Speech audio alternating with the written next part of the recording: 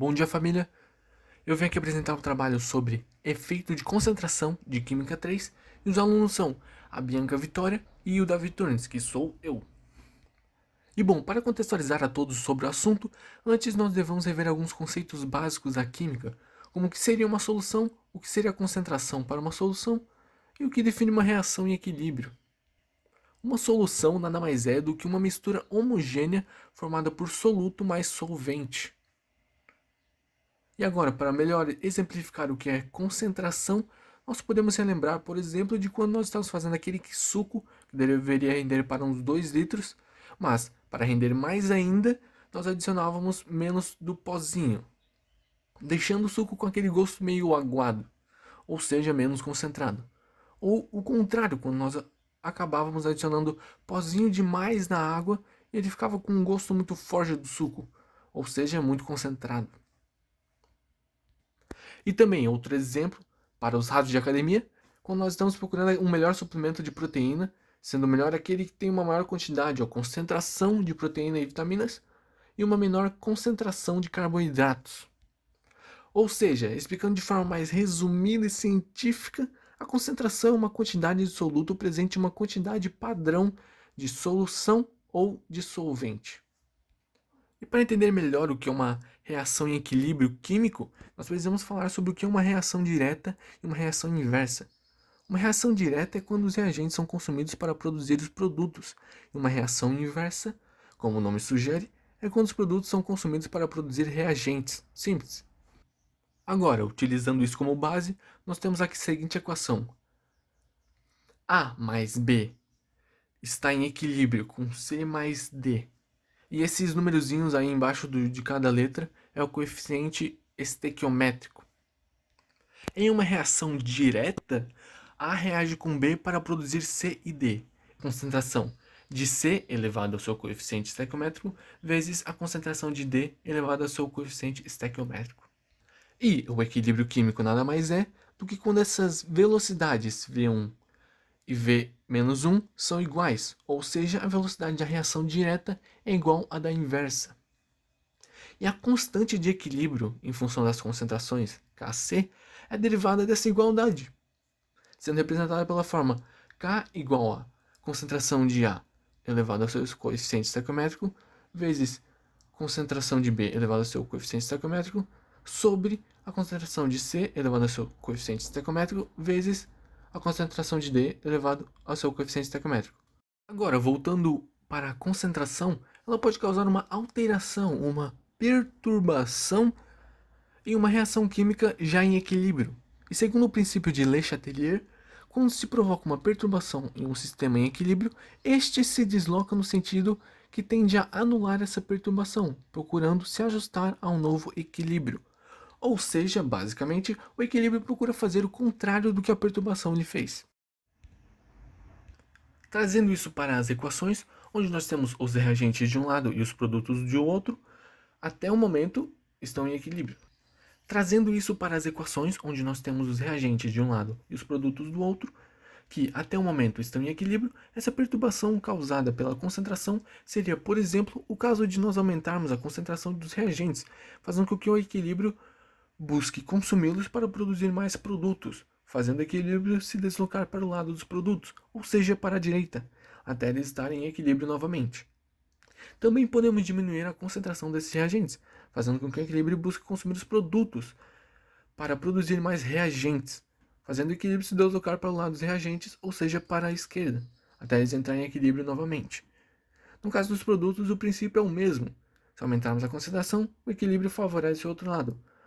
Uma reação inversa. Se diminuirmos a concentração, o equilíbrio favorece o mesmo lado, uma reação direta. Só para exemplificar o que eu acabei de falar, nós temos aqui uma reação em equilíbrio. H2 gasoso mais Cl2 gasoso está em equilíbrio com 2HCl gasoso. No primeiro caso, foi aumentada a concentração do gás hidrogênio, H2. Então, o equilíbrio favoreceu o lado do produto, sendo uma reação direta, consumindo os reagentes H2 e Cl2 e produzindo mais produto, o 2HCl. No segundo caso, foi diminuindo a concentração do gás cloro, então o equilíbrio favoreceu o lado dos reagentes, sendo uma reação inversa, consumindo o produto 2HCl e produzindo mais reagentes H2 e Cl2. No terceiro caso, foi diminuindo a concentração do ácido clorídrico, então o equilíbrio favoreceu o lado dos reagentes, sendo uma reação inversa, consumindo o produto 2HCl e produzindo mais reagentes H2 e Cl2. Agora eu passo a palavra para minha colega Bianca, que irá apresentar um experimento e explicar sobre. Oi, gente, eu sou Bianca Vitória e eu irei apresentar um experimento sobre reações químicas no cotidiano e explicar melhor o que ocorre na reação logo em seguida. Para quem não sabe, o vinagre e o bicarbonato de sódio são usados para desentupir o ralo da pia quando necessário, e essa solução também serve como desengordurante para limpar, por exemplo, o fogão. Eu irei explicar o deslocamento de equilíbrio de concentração a partir desses dois componentes. Primeiramente, o material utilizado para realizar esse experimento foram bicarbonato de sódio e vinagre, uma colher de chá e um copo de vidro. Eu começo colocando vinagre no copo e logo após adicionando bicarbonato. Os reagentes dessa reação são o CH3COOH, que é o ácido acético, mais conhecido como vinagre, o NaHCO3, que é o bicarbonato de sódio, e os produtos são o C2H3NaO2, que é o acetato de sódio, e o H2CO3, que é o ácido carbônico. Essa reação ela acontece em duas etapas. No primeiro momento, o ácido acético junto com o bicarbonato de sódio dão origem ao acetato de sódio e ao ácido carbônico. Posteriormente, temos como reagente o H2CO3, que é o ácido carbônico, e temos como produtos o CO2, que é o dióxido de carbono, e o H2O, que é a água. Aqui nós vemos que o ácido carbônico se degrada, dando origem ao dióxido de carbono e à água. E o dióxido de carbono é o gás que nós observamos na reação. O produto final é a mistura homogênea em equilíbrio, composta pela dissolução do acetato de sódio na água e uma parcela de ácido carbônico que não se degradou, além do dióxido de carbono, né, que foi liberado durante a reação na forma de gás e que, por conta disso, não se encontra mais em solução. Isso uma vez em equilíbrio, eu adicionei mais bicarbonato de sódio, que foi consumido como vinagre, fazendo com que fosse produzido mais acetato de sódio e também ácido carbônico. E novamente, o ácido carbônico se degradou, dando origem ao dióxido de carbono e à água, entrando novamente em equilíbrio. Nós podemos perceber que a primeira reação é mais demorada que a segunda, por mais que eu tenha adicionado uma quantidade maior de bicarbonato de sódio pela segunda vez, no caso, na perturbação. E isso se dá, né, por conta de não ter tanto vinagre para reagir com bicarbonato de sódio. Agora eu vou explicar o gráfico de equilíbrio da reação do experimento, onde no primeiro instante o vinagre, juntamente com o bicarbonato de sódio, que eu adicionei logo em seguida, entram em reação e começam a serem formados o acetato de sódio e o ácido carbônico.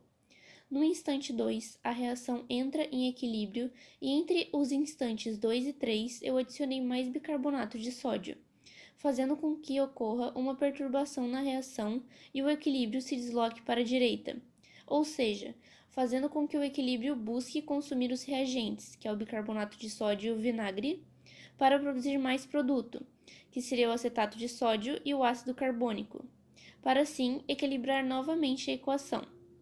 No instante 3 é onde os reagentes são consumidos e formam os produtos, que terão um aumento na sua concentração, mas um aumento não tão grande quanto o primeiro, que fica bem visível no gráfico. E por fim, no quarto instante, a equação se encontra em equilíbrio novamente. Esse aqui é o gráfico de equilíbrio do ácido carbônico em equilíbrio com o dióxido de carbono e a água. O que acontece aqui é basicamente que o ácido de carbono se degrada, dando origem aos produtos, que no caso é o dióxido de carbono e a água. Nós podemos observar que logo após o ácido carbônico se degradar, ele entra em equilíbrio e que o dióxido de carbono e a água têm um aumento na sua concentração, mas logo depois eles também entram em equilíbrio. A imagem A mostra uma solução na qual há o equilíbrio COH2O6 mais 4Cl- em equilíbrio com COCl4 mais 6H2O. O íon COH2O6 apresenta cor rosa e é hidratado, ou seja, um íon hidratado significa um íon dissolvido em água e sua formação se dá na adição de água a um ácido ou base.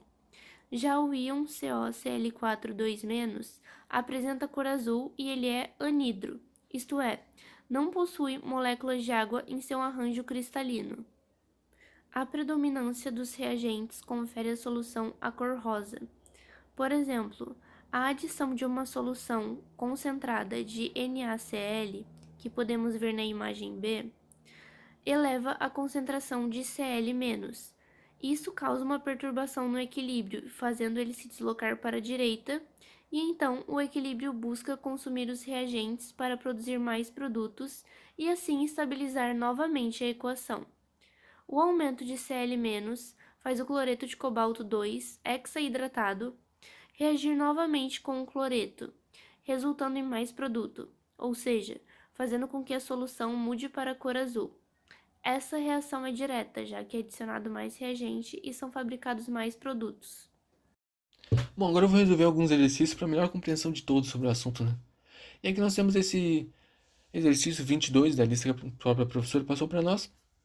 O enunciado é o seguinte: o pentacloreto de fósforo é um agente clorador utilizado na preparação de compostos organoclorados. Ele pode ser obtido no borbulhamento de Cl2 gasoso em tricloreto de fósforo, um líquido a temperatura ambiente. Para a reação do equilíbrio PCl3 líquido mais Cl2 gasoso está em equilíbrio com PCl5 gasoso mais energia, mas nós não vamos usá-la. Indique qual é o efeito em relação ao rendimento de formação dos produtos para cada um dos seguintes fatores sobre o equilíbrio inicial. Item A, adição de PCl3 e item B, remoção de Cl2. Para resolver o item A, onde ocorre a adição ou uma adição de maior concentração do PCl3, a equação é uma reação direta, ou seja, é consumido PCl3 e o Cl2 e é produzido PCl2 e é produzido PCl5. Então, não ocorre nenhuma alteração no rendimento da formação do produto.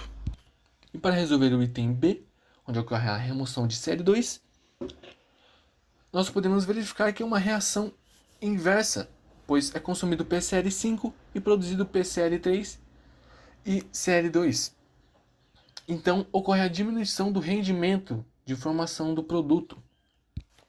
E agora, nesse outro exercício aqui, o exercício 23, quando anunciado, o gráfico a seguir mostra o comportamento do equilíbrio entre o reagente e produto em temperatura constante para a formação do iodeto de hidrogênio, um importante redutor usado em reações orgânicas.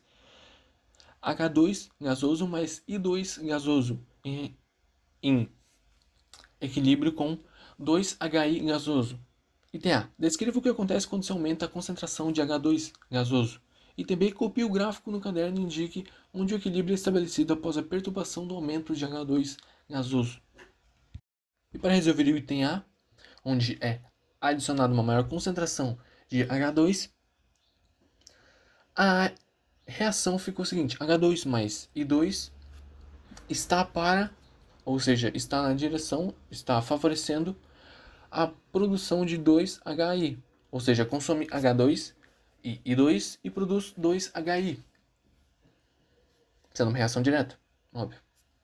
E para o item B, eu só literalmente peguei a imagem, coloquei aqui e percebi onde é delimitei, né? Onde é o instante onde ocorre o equilíbrio químico. Para resolver esse outro exercício 24, o enunciado preveja o comportamento do equilíbrio 4NH3 gasoso mais 3O2 gasoso está em equilíbrio com 2N2 gasoso mais 6H2O gasoso.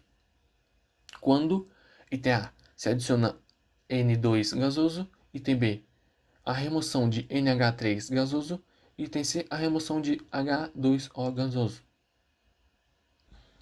Para resolver o item A, nós só verificamos que como aumentou a concentração de um produto, o N2, então a reação se desloca para o lado esquerdo, ou seja, para o lado dos reagentes.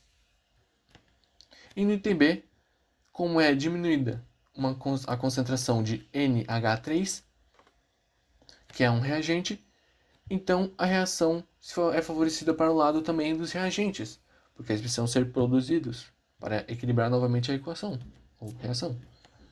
E no item C, como é diminuído a concentração de um produto, então nós temos que a reação é favorecida para o sentido dos produtos, para repô-los, entrando novamente em equilíbrio. E nesse outro exercício 26, com o enunciado, o dióxido de nitrogênio é um gás de cor castanha que se transforma parcialmente em tetróxido de dinitrogênio, um gás incolor. O equilíbrio entre essas espécies pode ser representado por 2NO2 gasoso está em equilíbrio com N2O4 gasoso. E essa energia aí que é negativa nós não vamos usar, então vou desconsiderar. Bom, ele está pedindo para indicar que lado é favorecido no equilíbrio quando, no item A, a concentração de NO2 gasoso é aumentada e no item D, a concentração de N2O4 é diminuída. Para resolver o item A, onde é aumentada essa concentração do NO2, nós verificamos que são consumidos então o reagente e é produzido o produto, então uma reação direta, com um sentido para a formação dos produtos, o N2O4. E no item D, onde é diminuindo a concentração de um produto, o 2NO4, então o sentido da formação se volta para ele, pois é necessário que ele seja mais produzido para novamente equilibrar a reação. E nesse outro exercício 46, com o enunciado, copie o gráfico no seu caderno e complete-o, demonstrando o que ocorre no equilíbrio representado por N2 gasoso mais 3H2 gasoso em equilíbrio com 2NH3 gasoso, quando N2 gasoso é adicionado ao sistema. Então eu só fiz no AutoCAD mesmo, o gráfico. Então nós podemos verificar que quando é aumentada a concentração de N2, que é um reagente, nós também temos que diminuir o outro reagente, o H2, para assim produzir mais produto até todos eles chegarem em um equilíbrio. E bom, para a conclusão, durante as pesquisas para a confecção do trabalho, o grupo descobriu diversas coisas novas e ainda por cima interessantes, principalmente os experimentos relacionados ao assunto. Nós esperamos que os nossos colegas tenham se interessado tanto quanto nós por esse assunto e que principalmente tenham entendido tudo de forma mais clara. Esses são alguns vídeos que nós utilizamos para fazer o conteúdo e também, claro, a maior parte nós conseguimos achar nos arquivos que a professora disponibilizou no CGA. E muito obrigado a todos aí que assistiram. Obrigado por ter aguentado até agora e tchau.